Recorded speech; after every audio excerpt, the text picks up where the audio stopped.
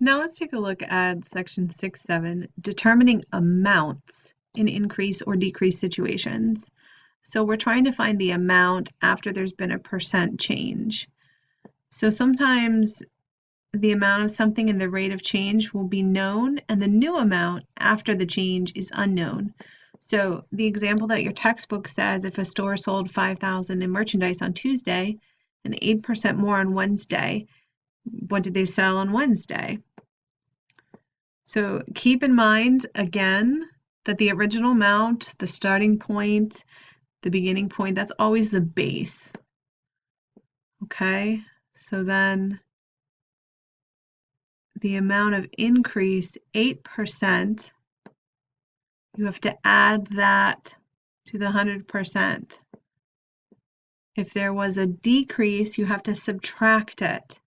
So we're going to go through an example and I'll show you what we're talking about. Okay, let's start with example 18. Affiliated Insurance estimated that the number of claims on homeowners insurance would increase by 15% this year.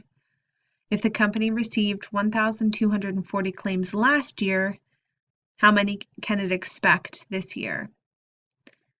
So last year's claims are the original amount, that's the base. And we're going to be working with portion equals rate times base.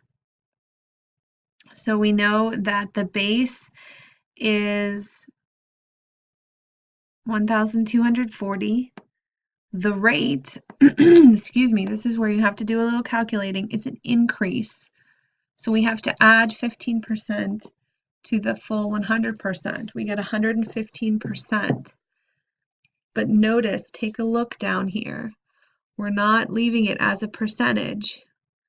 We change it to a decimal, 1.15 times 1,240. And our answer is 1,426 homeowners claims expected this year. So let's jump down before we do the triads. Let's jump down and look at this example 19 too. We've got Mel's Drive-In Restaurant sold 25% fewer, that's a key word there, milkshakes this week than last week. The drive-in sold 380 shakes last week. How many did it sell this week? We're going to do the same thing.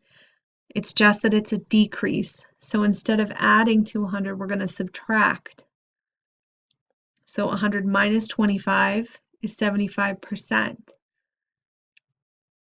So 0.75 times 380, they sold 285 milkshakes this week.